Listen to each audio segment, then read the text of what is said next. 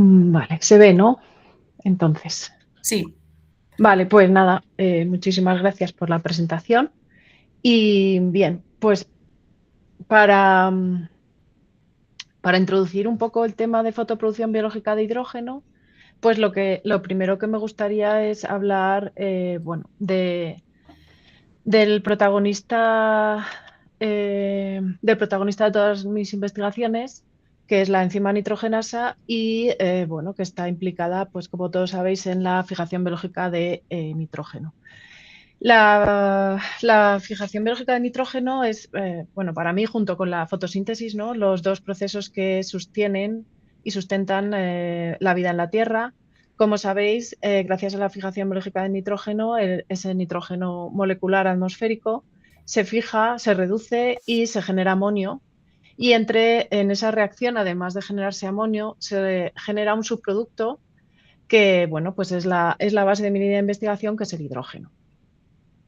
Un poco simplemente de recordar que este proceso de fijación de nitrógeno de manera biológica pues ocurre en temperaturas, digamos, medias, por supuesto en la ausencia total de oxígeno, y se lleva a cabo por microorganismos que se denominamos diazotróficos, que están ampliamente distribuidos en la naturaleza. Y como se observa en la figura, pues en un principio, siempre hace años, se centraba en el estudio de microorganismos fijadores de nitrógeno entre las alfa y gamma protobacterias, pero bueno, con los análisis hechos en los últimos años, con genes marcadores de nitrogenasa, pues se ve que también hay bastantes protagonistas en los filos de delta y beta protobacteria. Todos los microorganismos que fijan nitrógeno tienen al menos una nitrogenasa que la llamamos molibdeno-nitrogenasa. Y digo al menos porque luego vamos a ver que existen nitrogenasas alternativas. La enzima nitrogenasa es un complejo oligomérico que está formado por un heterotetrámero que, constituido por dos unidades, las unidades NIFK y las unidades NIFD. Y además presenta, que se llama también, pues, dinitrogenasa o componente 1, pero también está compuesto por un homodímero, que es la proteína NIFH, que es lo que se denomina la dinitrogenasa reductasa componente 2. Lo más característico de esta enzima, bueno, que es bastante compleja, pero bueno, son estos clústeres que contiene de hierro azufre, que pasan por un clúster de 4 hierro 4 azufre hasta uno más complejo, que es el cofactor, que es el que denominamos FEMO.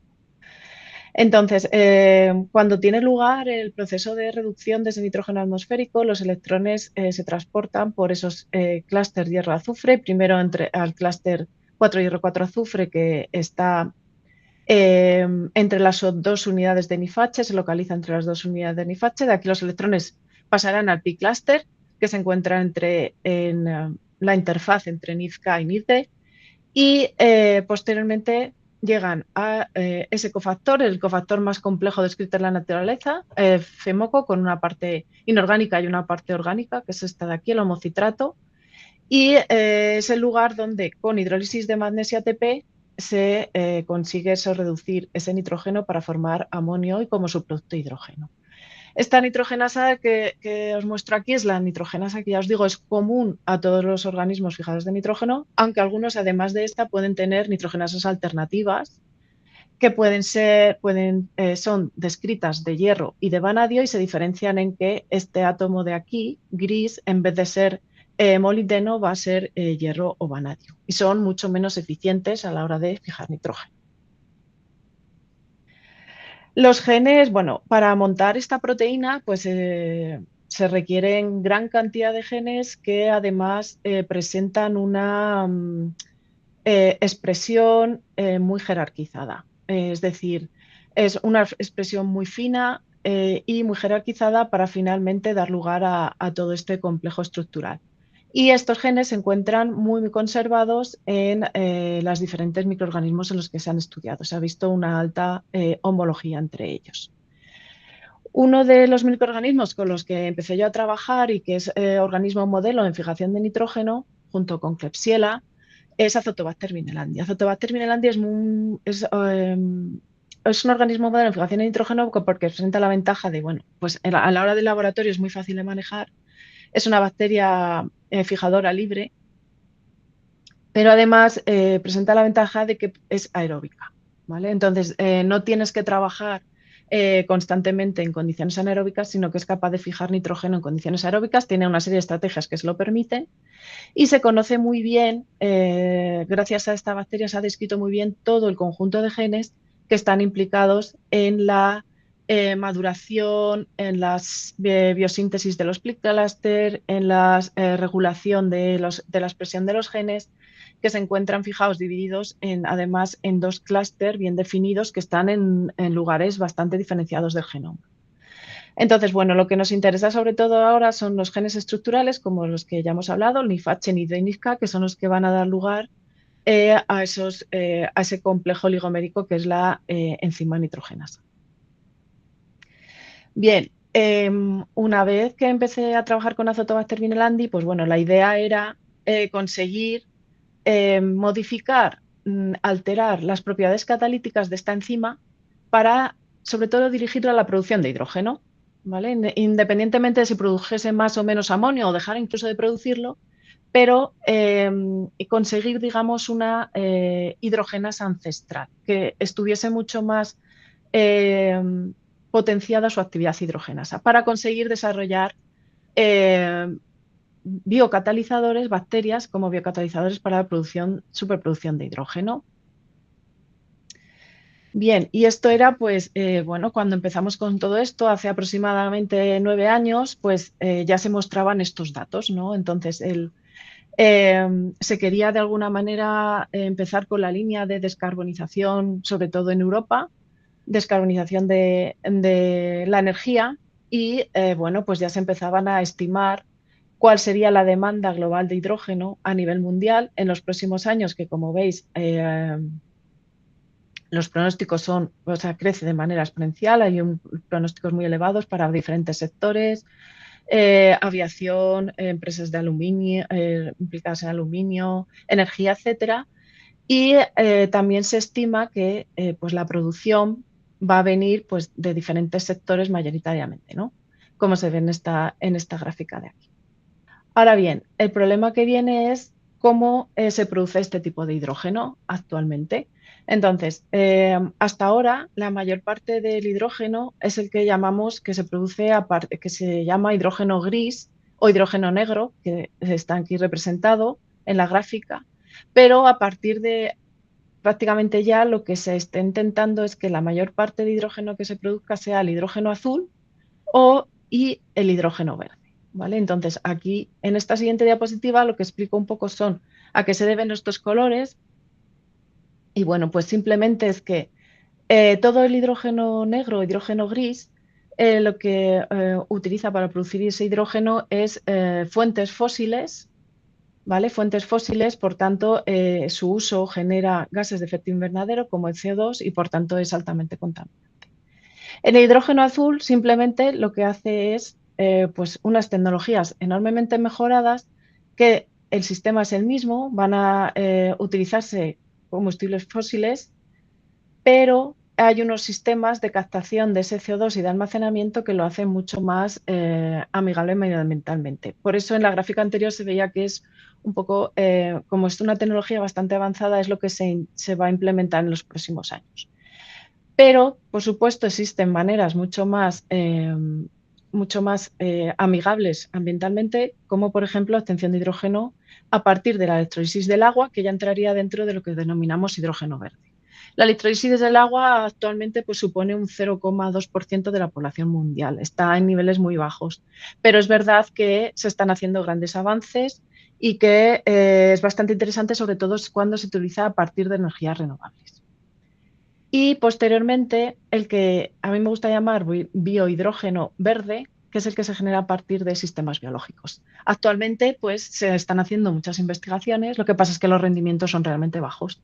Y actualmente, pues, el kilogramo de hidrógeno es bastante costoso con esta metodología. Por eso, de ahí el auge en investigar, en conseguir tanto en fermentación oscura como, por ejemplo, en biofotólisis o como lo que vamos a hablar en fotofermentación, encontrar ese equilibrio entre producción y coste. Los sistemas biológicos producen hidrógeno a través de dos enzimas, bien las hidrogenasas, que suelen ser enzimas, proteínas de membrana, que lo que hacen es, pues ese hidrógeno, son capaces de producir a partir de ese hidrógeno protones y electrones, ¿vale? En una reacción reversible. Y las otras protagonistas, como ya hemos dicho, son las nitrogenasas, que en el proceso de reducción de ese nitrógeno molecular son capaces de producir también nitrógeno. ¿De acuerdo? Bien, entonces, ¿por dónde empezamos, no? ¿Por dónde empezamos a alterar esa enzima nitrogenasa para conseguir mayor producción de hidrógeno? Pues bueno, como la proteína NIFH, ese homodímero, lo que tiene que hacer es que cada ciclo de reducción de nitrógeno se tiene que unir a NIFDK y es un proceso muy lento. ¿Vale? Es un proceso realmente lento. Decidimos empezar con NIFH. Quizá alterando NIFH consiguiéramos que la unión con NIFDK y por tanto la reducción de nitrógeno fuese un proceso mucho más, ese turnover fuese mucho más rápido.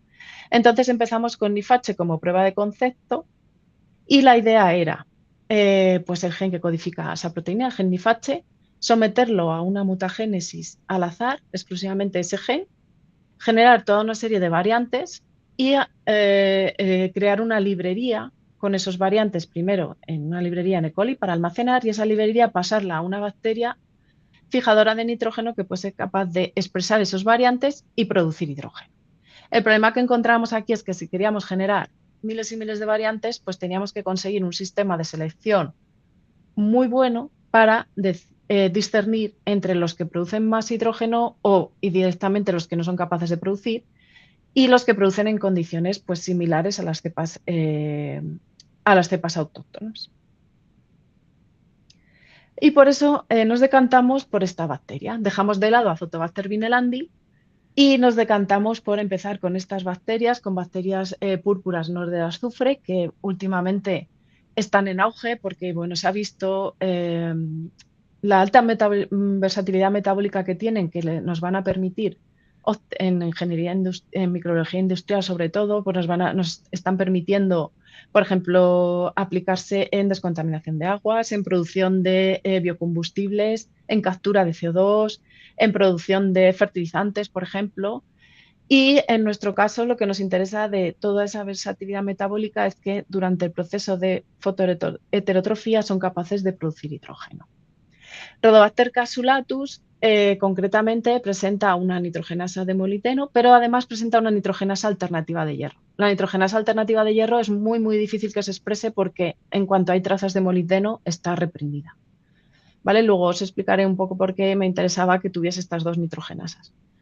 Y también tiene pues, la típica hidrogenasa de captación, que el hidrógeno producido por la nitrogenasa inmediatamente lo consume para generar electrones y que de nuevo vayan al ciclo de la nitrogenasa. ¿Vale? Y así siga funcionando. Pero es que además esta bacteria, que fue lo que más me interesó en su momento, es que tienen muy pocos organismos, algunas cianobacterias y algunas de estas bacterias púrpura no del azufre, es que tiene un sistema intrínseco de detección de hidrógeno. Tiene un sensor de hidrógeno intrínseco. Emma, Que, perdona, ¿se te sí, ha ido la presentación? ¿Puede ser? ¿O es a mí? Ahora. sí, ¿se ve? Vale. Bueno, pues presenta un sistema intrínseco de sensor de hidrógeno que está formado por tres unidades. Presenta una proteína, una hidrogenasa sensora, que es esta proteína de aquí, que cuando hay hidrógeno en la célula es capaz de sensarlo e inmediatamente en una proteína que está formando parte del sistema de tres componentes, una histidinquinasa, está fosforilada y si está fosforilada y no se une al regulador, no puede fosforilar al regulador de respuesta que es UPR. Y por tanto queda libre, UPR se une a las regiones promotoras de la hidrogenasa de captación y por tanto estos genes se transcriben y se consume ese hidrógeno. ¿De acuerdo? ¿Por qué nos interesaba? Pues bueno, pues vamos a utilizar este sensor intrínseco que tiene Rhodobacter para generar nuestro propio sensor de hidrógeno y eso fue lo que hicimos. Construir una cepa sensora que fuese capaz de acumular hidrógeno y que además nos chivase de cuando ese hidrógeno era en altas concentraciones.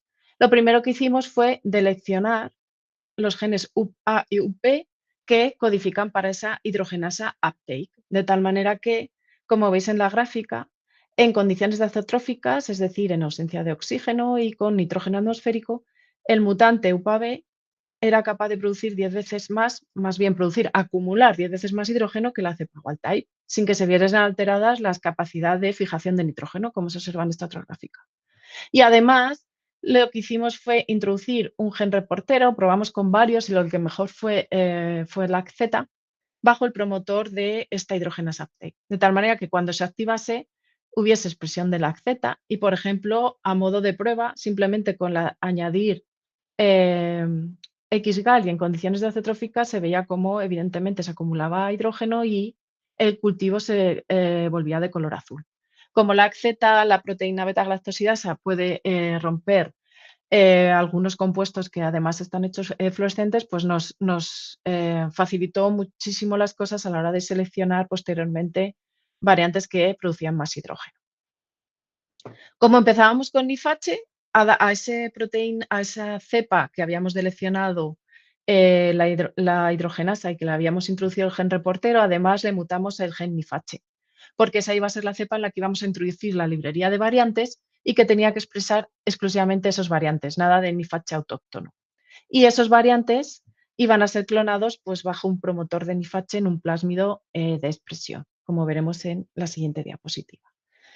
Para generar la mutagénesis sobre el gen NIFH, estuvimos valorando varios métodos, pero al final el que mejor nos permitía controlar qué número de cambios nucleotídicos de media queríamos por gen y, por tanto, cuántos cambios de aminoácidos factibles hicieran por gen, decidimos hacer error-prompt PCR, de tal manera que nos permitía controlar mediante ciclos, concentraciones, tamaños de template, nos permitía controlar muy bien qué número de mutaciones nos iban a salir por variantes.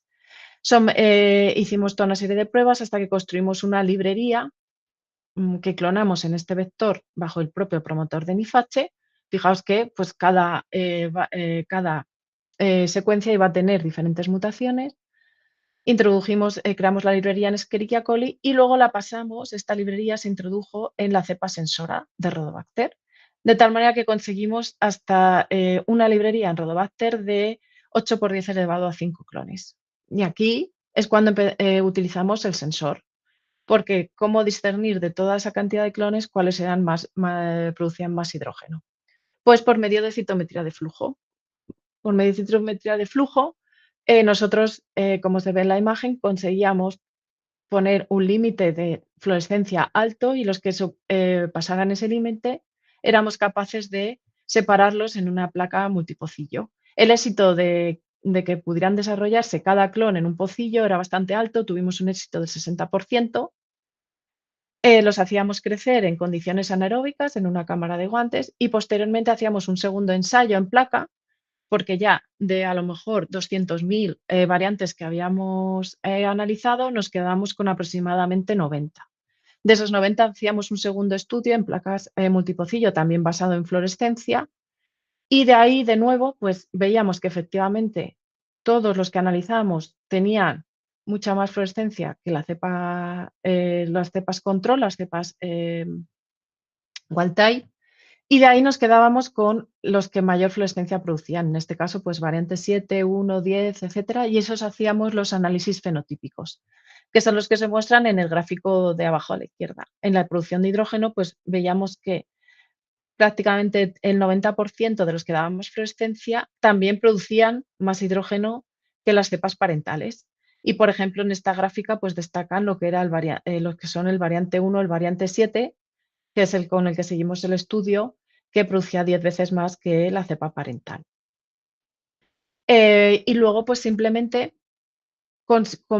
secuenciando el variante podíamos saber dónde habían tenido lugar los cambios nucleotídicos. Fijaos que aquí pues existen 4 cambios de nucleótidos y también saber qué sustituciones aminocídicas habían producido. En el caso del variante 7, pues para nuestra sorpresa, hubo dos cambios de nucleotídicos, pero en la posición 172 se generó un codón de stop. Así que el variante 7 no era otra cosa que una proteína truncada, fijaos que en el Western se ve, de 18 kilobases, y que era capaz de producir 10 veces más de hidrógeno que la proteína parental. Seguramente es porque le faltaba la especificidad, creemos, a la unión de magnesio ATP y fuese capaz de utilizar otros, por ejemplo, magnesio GDP, etcétera, para conseguir esa energía.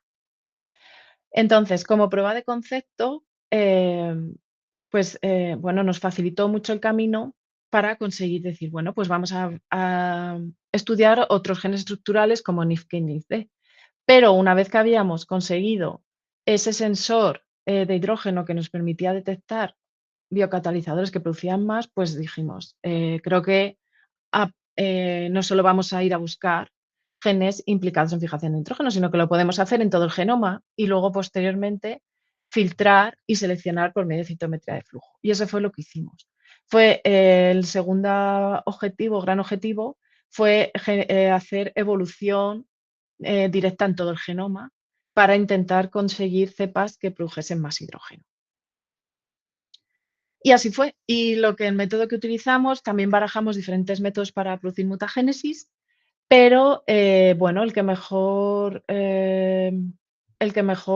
nos permitió desarrollar los experimentos fue mediante luz ultravioleta. Entonces, el sensor 2, la cepa sensora, la que acumulaba más cantidad de hidrógeno, pues fue la que fue sometida a luz ultravioleta con la idea de que, bueno, pues esas transiciones entre que genera la luz ultravioleta de guanina-citosina, adenina y timina o las delecciones de adenina timina, pues se generaran mutaciones puntuales en el ADN.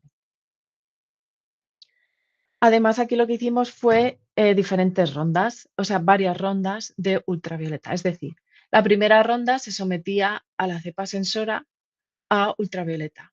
De todo este experimento se sometía a citometría de flujo, se separaban los de mayor fluorescencia y se analizaban de nuevo en un estudio en placas multipocillo. Los que mayor fluorescencia daban se sometían a una segunda ronda de eh, ultravioleta. Y así sucesivamente hicimos tres rondas para determinar los que tenían mayor fluorescencia, que habíamos visto que en la mayoría de los casos estaba ligado a mayor producción de hidrógeno. Y aquí pues, son los resultados después de analizar cientos de clones en cada una de las rondas. Como veis, en el caso de sensor 2, la producción de hidrógeno era mayor que la cepa parental, aun cuando hacíamos la primera ronda y seleccionábamos aquellos seleccionados, aumentaba de nuevo la producción de hidrógeno. En la segunda ronda también aumentaba y nos paramos en la tercera ronda porque ya la producción de hidrógeno de los clones seleccionados era muy similar a la de la ronda 2. Entonces dijimos que seguramente habríamos llegado a un tope en el que no podríamos mejorar el proceso. De tal manera que podíamos formar una genealogía a partir de las diferentes rondas de secuenciación. Es verdad que generamos una gran cantidad de variantes, pero no el ensayo pues, implicaría mayor infraestructura para poder analizarlos a todos y nos fuimos quedando con los de mayor fluorescencia y algunas de las rondas algunos variantes se quedaron sin estudiar. Sobre todo aquellos que no tenían una tasa de crecimiento similar a las tipes silvestres. Analizamos, por tanto la producción de hidrógeno que vimos que a lo largo de un time course en cultivos en discontinuo producían siempre mucho más hidrógeno que la cepa wild type. Prácticamente la actividad nitrogenasa no se veía alterada, ¿vale? Entonces dedujimos que la mayoría de las mutaciones no deberían de ser en componentes estructurales de la nitrogenasa y como pues, la única manera de saber dónde estaban esas mutaciones que habíamos hecho a lo largo del genoma, pues no era otra cosa que secuenciar genomas completos. Y seleccionamos pues, cepas tanto de la primera, segunda y tercera ronda, y lo que hicimos es, por medio de Illumina y PacBio, secuenciar genomas, ensamblarlos y compararlos con el genoma de la cepa parental del Rhodobacter cassulatus. Y así fuimos, poquito a poco, pues definiendo los SNVs que había en cada una de las estirpes, de tal manera que siempre nos quedamos con aquellos cambios nucleotídicos que aparecían en 65% o más de las lecturas que analizábamos y que además tenían que estar tanto en la cepa parental como en sus derivados. Si no era así, pues inmediatamente era descartado. Entonces, en esta tabla se muestra pues, simplemente algunos de los cuales se ha estudiado más profundamente y dónde estaban, la localización del genoma, la función en la que estaban implicados, el cambio de nucleótidos, laminación, sustitución de aminoácidos si la hubiese, etc. Y si estaban presentes en en las cepas parentales y en las posteriores.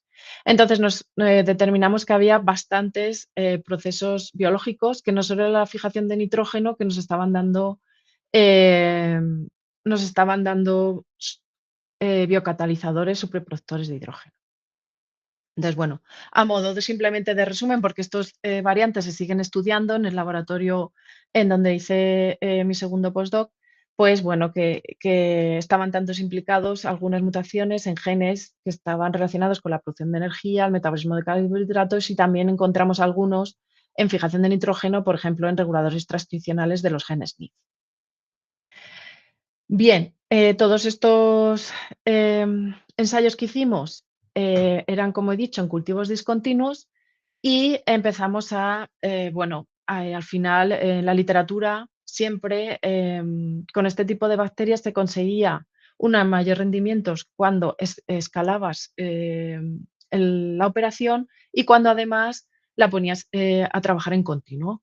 Y efectivamente, nosotros conseguimos aumentar un 1600% de la producción de hidrógeno con respecto a la cepa parental cuando hacíamos una pequeña escala en fermentadores de 250 mililitros, como se observa aquí, de algunos de esos variantes que habíamos conseguido, como por ejemplo el 12C o el 8D, pues ya se asemejaba bastante la producción de hidrógeno a la fermentación oscura. Ahora bien, siempre estábamos trabajando con un medio sintético, un medio de cultivo sintético, cuya fuente principal de carbono era el malato, que era pues bastante costoso el medio. Así que empezamos a probar con fuentes de carbono más económicas, como por ejemplo glucosa, sacarosa, y vimos que las producciones de hidrógeno eran bastante similares que la que teníamos con malato, e incluso en algunos casos ligeramente mayores. Así que en este momento, y coincidiendo con mi última estancia postdoctoral, pues decidí probar con algunos alimentos que derivasen de sustancias contaminantes o bien de sustancias de desecho. Y pues probamos con diferentes residuos de la industria vitivinícola, incluso con excedentes de la industria vitivinícola. Tuvimos muy buenos resultados, por ejemplo, excedentes de mosto. Pero, como os digo, en mi última estancia en la Universidad Autónoma de Madrid, en mi última estancia postdoctoral, trabajaban con residuos alimentarios. Así que, pues como ahí estuve trabajando en fermentación oscura, finalmente pues me decidí por probar este tipo de residuos. La idea era someter estos residuos a un proceso que permitiese obtener una fase que pudiera ser utilizada por Rhodobacter cassulatus para fotofermentación y someterla a un cultivo continuo para conseguir mayor producción de hidrógeno. ¿Por qué? Bueno, pues simplemente pues unos datos para que veáis que efectivamente pues ya nos adentramos en todo lo que es economía circular. Se producen aproximadamente, en 2024 se produjeron aproximadamente 5,5 billones de toneladas de comida, de las cuales aproximadamente 1 billón fue desechada, y estos son datos por habitante y por año de la Unión Europea, y de media pues somos capaces de desechar alrededor de 130 kilogramos de comida. Por tanto, es un problema importante y lo que intentamos es evitar verlo como un desperdicio e intentar verlo ya como un subproducto que se puede sacar una rentabilidad de ello y que pasaría a formar parte, nos permitiría hacer una transición a economía circular. Hasta ahora, pues hay métodos que son bastante interesantes a la hora de tratar este tipo de residuos, como los compostajes, como las estaciones de biogás, que bueno, por ejemplo, en Europa sí que están implementándose, pero en España, aunque sí que hay proyectos, todavía no están implementadas. Por ejemplo, yo hablo del caso que conozco bastante bien en Castilla y León, que hay muchos proyectos, pero todavía no se han construido. O también a la hora de pues, estos residuos, transformarlo en piensos alimentarios para animales. Pero todos estos métodos resultan insuficientes porque el desperdicio sigue y no se consigue valorizar todos estos residuos. Así que nosotros planteamos utilizar estrategias pues, que sigan siendo amigables con el medio ambiente, por ejemplo, la carbonización hidrotermal. La carbonización hidrotermal es un proceso que permite cualquier tipo de residuo que tenga un contenido en agua mayor del 60%, es decir, residuos bastante húmedos, bien sean purines, lodos, residuos agrícolas o de residuos alimentarios, se someten a a temperaturas de 180 a 150 grados en un reactor en tiempos que pueden variar de 5 minutos a 24 horas. Después de este proceso se genera una fase gaseosa que prácticamente es despreciable. Se genera una fase sólida que es el hidrochar o biochar y que ya se utiliza de manera bueno, que se utiliza en muchos, por ejemplo, en muchas granjas para luego fertilizar suelos, granjas que están acopladas a algún tipo de sistema de invernadero. Y luego se genera una fase líquida que es el agua de proceso, que esto es la que nos va a interesar. El agua de proceso es un agua altamente contaminante. ¿Vale? Este agua no se puede descartar directamente al medio ambiente porque tiene una demanda química de oxígeno altísima y tiene muchas especies diferentes de nitrógeno y fósforo. Además, es altamente compleja, incluye bastantes compuestos recalcitrantes y orgánicos de alto peso molecular, como fosfural. Y bueno, lo básicamente interesante para la fotofermentación es que contiene gran cantidad de ácidos grasos volátiles. Fijaos que las demandas químicas de oxígeno pueden rondar entre los 10 y 90 gramos litro, o sea que después de un proceso de recarbonización hidrotermal tenemos bastante demanda química de oxígeno y podemos trabajar con este agua diluida, ¿vale? O sea que tendríamos bastante alimento para utilizar para nuestras bacterias. Se está utilizando en muchas aplicaciones como fertilizante, se utilizaba para recircular de nuevo para carbonización hidrotermal, alimento para algas y cultivo de algas y nosotros la empezamos a utilizar en fermentación oscura. En fermentación oscura teníamos nuestros reactores, nuestro reactor control alimentado con glucosa y nuestro reactor alimentado con agua de proceso diluida. Y efectivamente conseguimos niveles de producción de hidrógeno bastante altos, no igual que los de la glucosa, que llevábamos a unos 3.000 mililitros por litro de reactor, pero llegamos casi a 2.000 con agua de proceso. Y además, pues conseguíamos bastante formación de ácidos grasos volátiles que podían seguir, ser suministro de alimento para un siguiente proceso de fermentación. Ahora bien, si vale para fermentación oscura, pues ¿por qué no para fotofermentación? Y aquí es cuando ya empezamos a trabajar con el mutante, con Rhodobacter cassulatus. Y quisimos ver si era capaz de alimentarse de esa agua de proceso. Primero hicimos una aproximación en cultivos discontinuos para determinar la mejor opción y posteriormente pues, pasarnos a escalar el proceso y a cultivos continuos.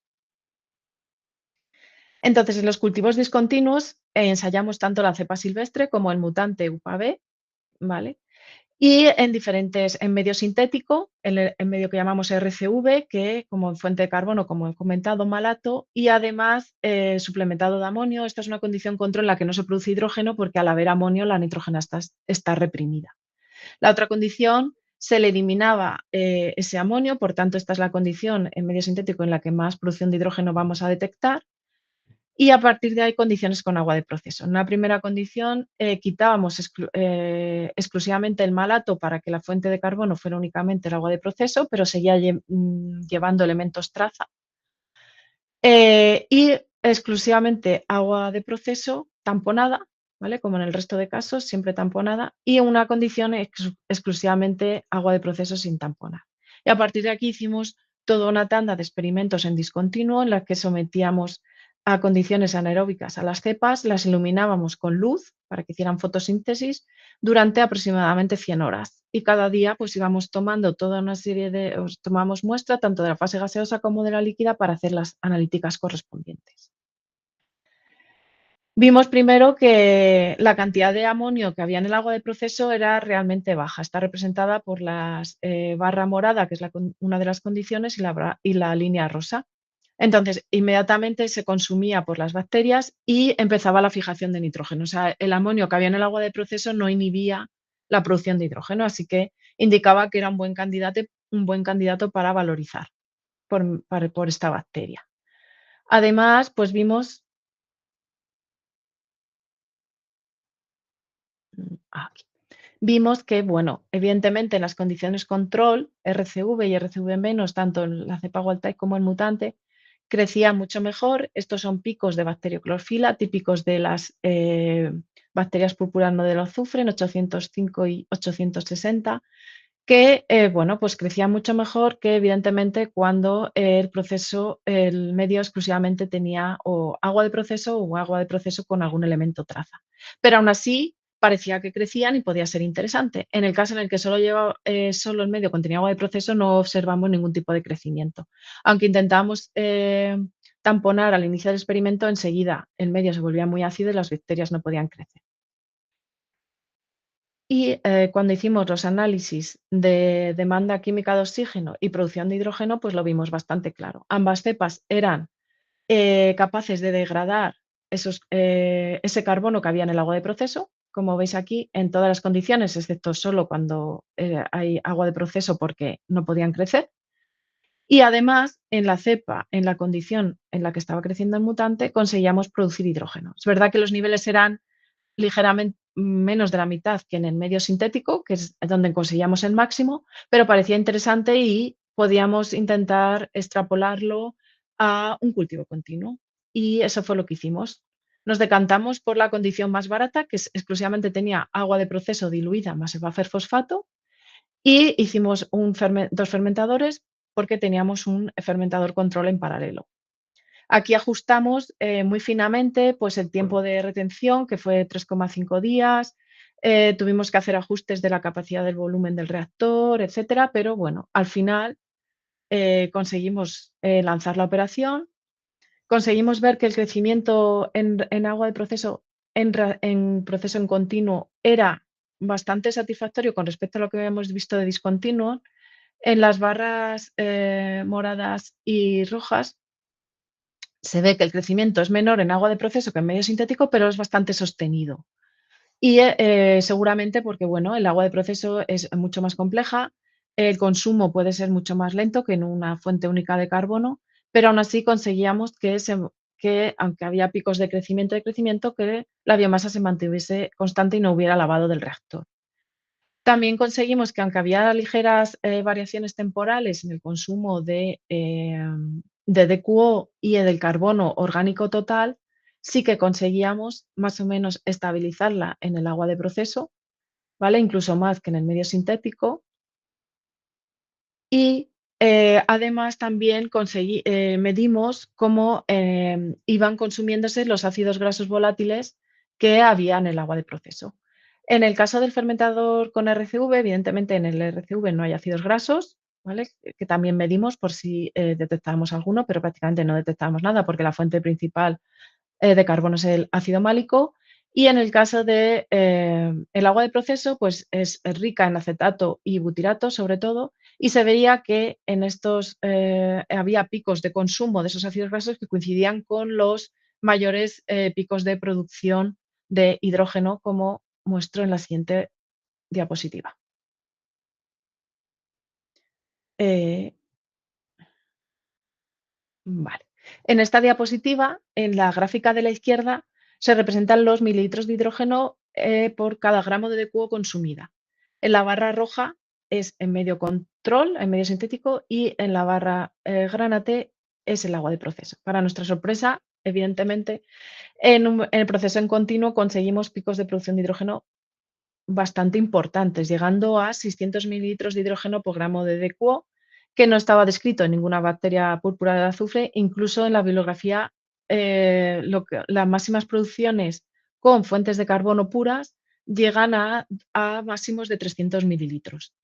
Y utilizando residuos, pues producimos, con respecto a otros trabajos, llegamos a producir 6 veces más de hidrógeno que cuando se utilizan otro tipo de residuos. Entonces aquí, bueno, pues evidentemente parece bastante lógico que se comporte mucho mejor que en cultivos discontinuos, porque el alimento va entrando de manera continua, se va eliminando productos de desecho, a las bacterias le da tiempo a metabolizar estos, estos compuestos más complejos que hay en el agua de proceso, y además el flujo de electrones deducimos que no va a crecimiento, como en el caso del RCV, sino que esos flujos de electrones sí que pueden ir a la vía nitrogenasa y por tanto producir más hidrógeno. Así que, bueno, pues como las conclusiones es que con este agua de proceso parece ser un sustrato bastante idóneo para ser valorizado eficientemente por medio de fotofermentación, o por lo menos podemos decir que a través de Rhodobacter cassulatus, ya que no todas se pueden comportar igual, que se consiguen altos niveles de producción y que, bueno, además no he mostrado estos datos porque aún me falta analizarlos y ponerlos bien, pero evidentemente este hidrógeno que producimos es básicamente hidrógeno puro. Hay unos porcentajes de CO2 bajísimos, por supuesto estas bacterias no producen nada de metano, y pues es prácticamente un hidrógeno puro que tiene una ventaja con respecto a fermentación oscura, que sí que se produce bastante dióxido de carbono. Y ya en 2 minutos quiero explicar pues un poco qué es lo que estamos desarrollando ahora, porque es bastante interesante y que tenemos en mente en un futuro. Actualmente, como os he dicho, bueno, pues trabajamos con la nitrogenasa de molibdeno, que por cada mol de nitrógeno es capaz de producir un mol de hidrógeno. Y hemos aumentado hasta 400 veces la producción de hidrógeno. Ahora bien, como os comenté al principio, el interés de trabajar con esta nitrogenasa alternativa, que es muy difícil de expresar, pero hemos conseguido ya expresarla. Bueno, hay trabajos que las expresan y nosotros ya en el laboratorio lo hemos conseguido. Produce por cada mol de nitrógeno de 9 a 10 moles de hidrógeno. Por tanto, es mucho más eficiente produciendo hidrógeno. Entonces, lo que queremos es trabajar con esta nitrogenasa alternativa y conseguir hacer lo que denominamos resurrección de nitrogenasas ancestrales. Conseguir, por medio de una tecnología de variación de esa enzima, de esos genes, conseguir variantes de la nitrogenasa que sean capaces de trabajar a temperaturas menores, a temperaturas menores de las temperaturas medias que tenemos en la Tierra, porque nos interesa sobre todo a la hora de poder extrapolar y poder sacar todo este proceso de fotofermentación a exteriores, donde la temperatura va a fluctuar a lo largo del día y queremos que seguir produciendo hidrógeno, no solo cuando las temperaturas sean idóneas para la nitrogenasa, que estén alrededor de entre 20 y 30 grados. Y por último, pues como siempre, pues bueno, ahora es verdad que a la hora de conseguir financiar o conseguir poder que tu trabajo sea más visible, pues siempre te piden que además de hidrógeno, pues produzcas otras cosas. Y por eso ahora pues estamos intentando estas bacterias, tanto Rhodobacter cassulatus como otras PNSBs como Palustris o los hermanos Palustris, pues estamos implementando tecnología CRISPR-Cas para conseguir producir, además de hidrógeno, otros componentes de alto valor añadido, que sean suplementos, eh, como por ejemplo carotenoides y coenzima Q10. En nuestro caso no tenemos interés en dicopeno, astaxantina y coenzima Q10, que bueno, actualmente la astaxantina tiene un precio de creo que son 7.000 euros el kilo, o sea que es bastante, y tiene un mercado importante, que se producen alrededor demandan alrededor de 1,6 billones al año. Así que bueno, con esta diapositiva ya acabo, así que bueno, si tenéis preguntas, etcétera. Gracias, Emma, por la presentación. muy completa.